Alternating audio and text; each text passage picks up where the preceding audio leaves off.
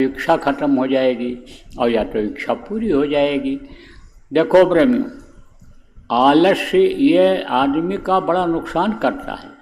आप लोग, बहुत से लोग इसमें हो जिनको नामदान मिल गया है, लेकिन आलस्य आपका नहीं जाता है। आलस्य कुछ तो इस तरह का होता है कि अपना निजी काम करने में भी आदमी आलस्य करता है। 4 बार बुलाना पड़ता है, चलो चलो खा लो खा लो, भोजन ठंडा हो जाएगा तब जाते हैं। जैसे बैठे हैं, नहाना है नहाना ज़रूरी भी है सफाई के लिए, अरे नहा लेंगे, टट्टी पेशाब यानी लैट्रिन पेशाब संडास जिसको कहते हो, रोक के बैठे रहते हैं। अब मान लो कोई मेहमान आ गया, कहीं समय हो गया तो भग भग करके जल्दी जाते हैं, गिर गए, हाथ पैर टूट गया, इसकी फिक्र नहीं।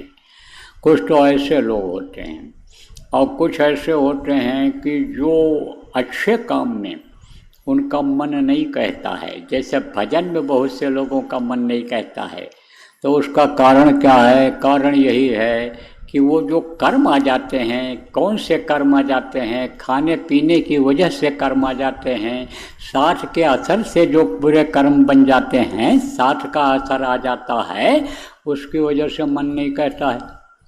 तो उसके लिए थोड़ा सजग रहना चाहिए, होशियार रहना चाहिए। देखो प्रेम, जो चीज़ बताई जाए उसको याद रखना चाहिए। जैसे आप लोग ज़्यादातर आदिवासी हो, आदिवासी क्षेत्र है ये, अब कुछ लोगों के यहाँ ये परंपरा है। क्या परंपरा है? परंपरा किसको कहते हैं कि जो हमारे पिताजी करते रहे, दादाजी करते रहे, खानदान वाले करते रहे, वही काम हमको भी करना है। तो किसी ने कह दिया होगा कि ये देवता तो तब खुश होंगे जब बकरा चढ़ाओगे, मुर्गा का सिर काट करके इनको चढ़ाओगे, तब ये खुश होंगे। किसी ने उस समय कह दिया होगा कि ये नवरात्र आ रही है, इसमें देवता खुश होते हैं, सब कुछ देते हैं, तो इनकी जो मूर्तियाँ बनी हुई हैं, इनके नाम पर जो पत्थर रखा हुआ है, इनके नाम पर जो ये पेड़ लगा हुआ है, यहाँ पर जब तुम मुर्गा काटोगे, बकरा काटोगे, भैंसा काटोगे, चढ़ाओगे मूर्ति के सामने, तब तुम्हारी तकलीफ दूर होगी, तब देवता खुश होंगे। तो तुम समझो ये सोचने लग जाओ कि हमारे दादा चढ़ाते थे, पिताजी चढ़ाते थे, तो हम कैसे न चढ़ाएं? तो जब जीव की हत्या करोगे तो पाप लगेगा कि नहीं लगेगा? और अगर उनका कहीं मांस खा लिया, क्योंकि मिलेंगे ऐसे लोग, कहेंगे भाई प्रसाद अगर नहीं खाओगे या मांस नहीं खाओगे तो फिर तुम को ये जो देवता हैं जिनका प्रसाद ये बांटा जा रहा है, दुख देंगे, तकलीफ देंगे। तो मांस अगर खा लिया तो नामदान लेते हुए भी, समर्थ गुरु पाते हुए भी आपका मन लगेगा भजन में? आपका मन फिर भजन में नहीं लग सकता है। और पाप वो अलग से लगेगा। कौन सा पाप लगेगा? वो जो मुर्गा कटा, जो बकरा कटा, जिसमें से आपने मांस खाया, तो जितना खाया उतना पाप वो भी लगा। जितने भी लोग उसको खाते हैं, पाप जरूर बढ़ता है उसमें से, लेकिन पाप सबको लगता है, तो उससे मन नहीं कहेगा भजन करने को। और मांसाहारी के यहाँ खा भी आए, मांस नहीं भी खाए, मांस पकड़ने वाले बर्तन में खा लिया, उनका साफ कर लिया, तो उसका असर आ जाता है। अन्न का भी असर आता है, अन्न का भी असर आ जाता है। देखो, कोई चोरी करके लाया हो, कोई मार काट करके लाया हो, आप ये समझो उसका अन्न खाओगे तो उसका भी असर आ जाता है। का वैश्या, धीमर और शिकारी, नृप, विषयी और मांसाहारी, इन घर भोजन करे जो संता, साधन भजन का हो जाए अंता। फिर साधन भजन नहीं बन सकता है, इसलिए बचना चाहिए।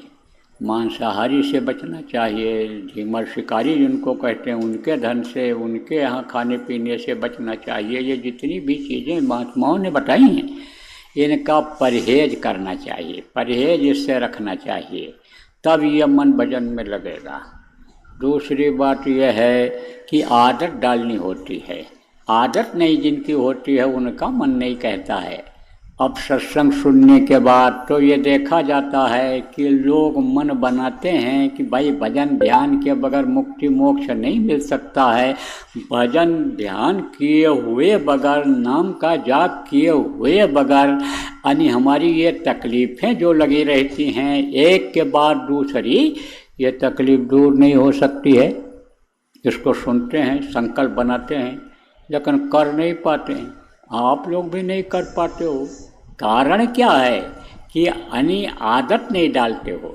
सोचते तो हो लेकिन करते नहीं हो।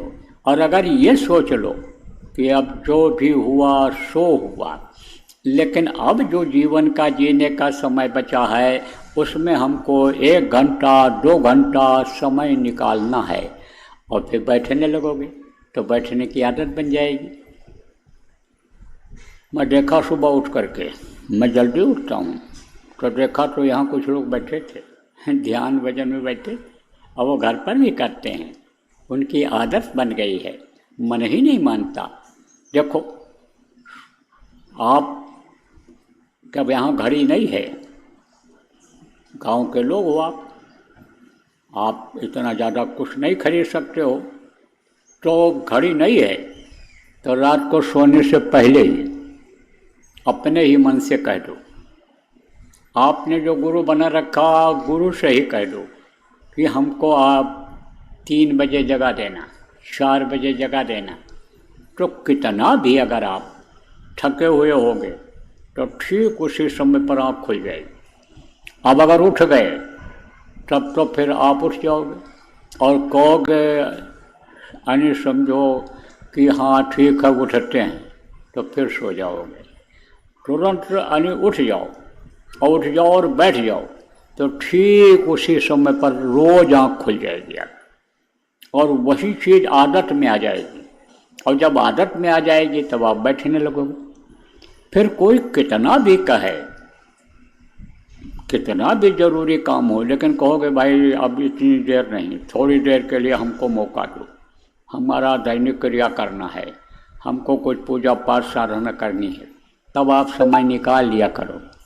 कोई मेहमान भी आ जाए, ज़रूरी काम भी हो, तो भी मन लगा रहेगा। कहाँ लगा रहेगा?